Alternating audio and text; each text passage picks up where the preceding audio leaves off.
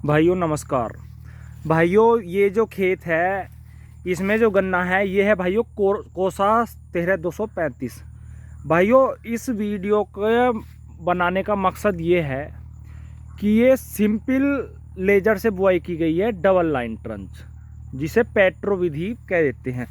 भाइयों ये कोसा 13235 में बुआई की गई है और बहुत ही नॉर्मल लागत में, भाई जिसे कहते हैं ना बिल्कुल कम लागत में। सारी डोज बताऊंगा कि कितनी डोज इसे दी गई है और ये गन्ना बहुत ही अच्छा हो रहा है।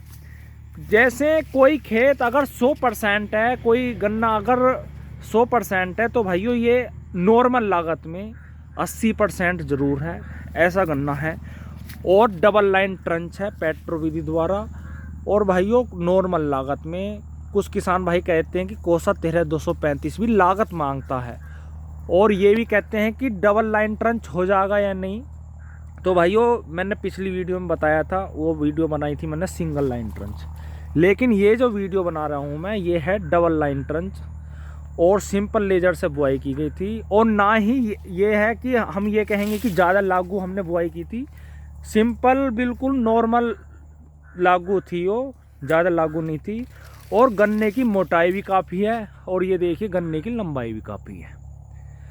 और मैं आज आपको ये बताऊंगा कि इसमें कम लागत में भी ये गन्ना बढ़िया हो जाता है। ऐसी बात नहीं है कि कम लागत में ये गन्ना नहीं होने का, बहुत ही नॉर्मल डोज मांगता है कोसा 13235। ये देखिए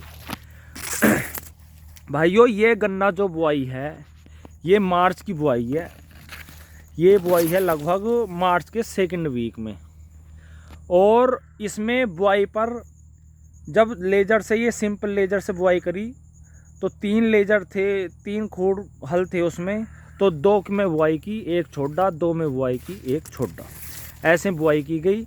और इसमें जो डोज लगी है, इसमें लगा है 1 एकड़ का खेत है ये, और इसमें 1 बैग NPK का लगा है। भाइयों 1 बैग NPK का मतलब आप समझ रहे होंगे कि बिल्कुल नॉर्मल तरीके से NPK इसमें लगा है। और फिर उसमें सीरा सागी भाइयों मिलाई थी, क्योंकि इस खेत में थोड़ा गिंडार और दीमक का असर है, इसलिए सीरा सागी मिलाई थी, लगाई थी इसमें। और सीरा सागी भी ये नहीं, कुछ किसान भाई कहते हैं कि सीरा सागी, और सीरा सागी वाले भी ये कह देते हैं डॉक्टर कि इसे स्प्रे के द्वारा लगानी चाहिए, लेकिन ये NPK के में मिलाकर नॉर्मल तरीके से जैसे और दवाइयों को मिलाते हैं उसमें NPK में मिलाकर वो लगाई गई थी। और उसमें 1 बैग 10 किलो का सागरिका का मिलाया था।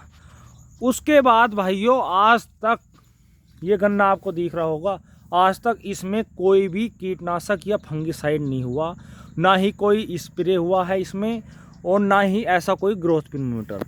और भाइयों इसे 3 यूरिया उसके बाद लगाए गए हैं, हर यूरिया पर, तीनों यूरिया पर 1 बैग लगाया गया है। 1 बैग 1 पानी पर लगाया, 3 बार यूरिया लगा, तो 3 बैग टोटल हो गए 1 एकड़ में। भाइयों ये तो रही इसकी डोज। अब भाइयों बात करते हैं कि गन्ना देख लो आप कैसा हो रहा है। भाइयों डबल लाइन ट्रंच पेट्रो विधि से लाभ, कुछ किसान भाई कहते हैं कि सिंगल लाइन, वो कोई कहते हैं, सबका अपना अपना वो है विचार। कुछ कहते हैं कि डबल लाइन ट्रंच वो। तो भाइयों इसमें ये फ़ायदा रहा, एक तो इसमें ट्रैक्टर से जुताई करवाने की ज़रूरत नहीं रही। ये देखिए सिंपल जो बैलों वाला कल्टीवेटर होता है उससे इसकी 2 बार, इसमें बिचाले में 2 बार इसमें हल निकालते रहे कल्टीवेटर, और इसकी जुताई करवाते रहे। और जब इसमें मिट्टी चढ़ने का नंबर आया तो भाइयों मिट्टी नहीं चढ़वाई बिल्कुल भी, ये देख लो आप। और जैसे ही ऐसा लगा ये गन्ना बढ़िया हो गया और गिनने की कगार पर है, भाइयों 1 बार ये बंधाई करवा दी। ये देखिए और गन्ना आपके सामने है भाइयों, बहुत अच्छा गन्ना हो रहा है। कोई ये नहीं कह सकता है कि हल्का गन्ना, बहुत ही बढ़िया गन्ना है और सिंपल लागत में। बात सारी ये है कि कोसा 13235 डबल लाइन ट्रंच में भी बढ़िया हो जाता है और बिल्कुल नॉर्मल लागत में। कोई भी अगर आपको ये दिख रहा होगा कोई फंगस का रोग या कीट का रोग, तो आप बताएं, वीडियो में कमेंट करके ज़रूर बताएं। और सिंपल विधि से जो बुआई की है हमने गेहूं कटाई के बाद, अगली वीडियो में मैं उसके बारे में बताऊंगा कि उसमें क्या लागत आई और कैसा गन्ना हो रहा है, और सिंपल बुआई में गन्ने की मोटाई क्या रही गेहूं कटाई के बाद, ये भी मैं अगली वीडियो में बताऊंगा। और इस वीडियो में यही मकसद था मेरा कि गन्ने की मोटाई कितनी है। ये देखिए भैया, गन्ने की मोटाई ऐसी ज़्यादा ना तो मोटाई है और ना पतला, ये देखिए नॉर्मल मोटाई का गन्ना है, ये देखिए। और ये कुछ किसान भाई कहते हैं कि इसमें कल्ले फूट जाते हैं, स्पाउटिंग हो जाती है। भाइयों कोई स्पाउटिंग नहीं है।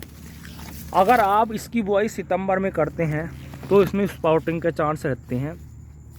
तो भाइयों सितंबर में कोसा 13-235 की बुआई ना करें, हमने करके देख ली।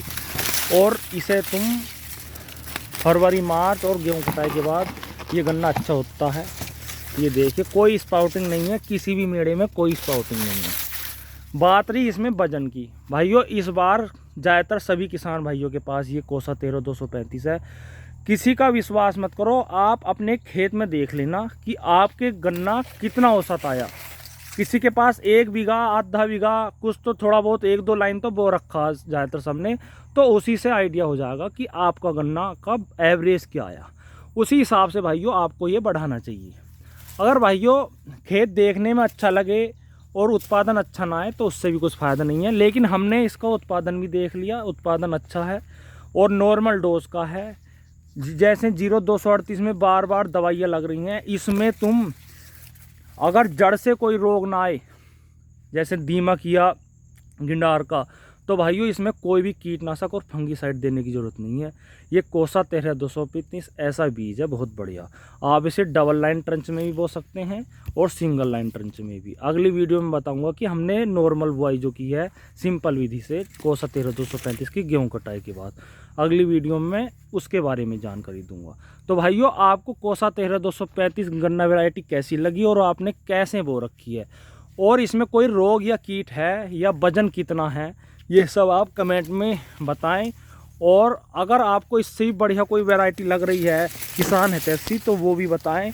अगर आप एक चीज़ हो रहा है, अगर आपको ऐसा लग रहा है कि इसमें वज़न कम है तो वो भी कमेंट में ज़रूर बताएं, क्योंकि उत्पादन अच्छा है तो किसान भाइयों को जल्दी इसका रिजल्ट मिलेगा। अगर उत्पादन अच्छा नहीं है इसका तो बोने से कोई फ़ायदा नहीं है। तो आप ये चीज़ें सब चीज़ बताएं, क्योंकि किसान भाइयों में कुछ में ने अफवाह फैला दी है कि इसमें वज़न नहीं है। तो भाइयों वज़न का आपको अपने खेत से ही पता चलेगा, क्योंकि कुछ किसान भाई यूट्यूब पे ना तो डोज बताते और उत्पादन में कुछ ज़्यादा बता देते हैं। तो भाइयों सच्चाई का पता अपने खेत से चलता है, इसलिए आप अपने खेत से पता करें। जब आपका गन्ना कटाई हो 13-235 का, आपको पता चल जाएगा कि उत्पादन इसका कैसा है। तो भाइयों वीडियो आपको कैसी लगी लाइक और शेयर करें अगर अच्छी लगी हो तो, और चैनल को सब्सक्राइब करें। धन्यवाद, नमस्कार।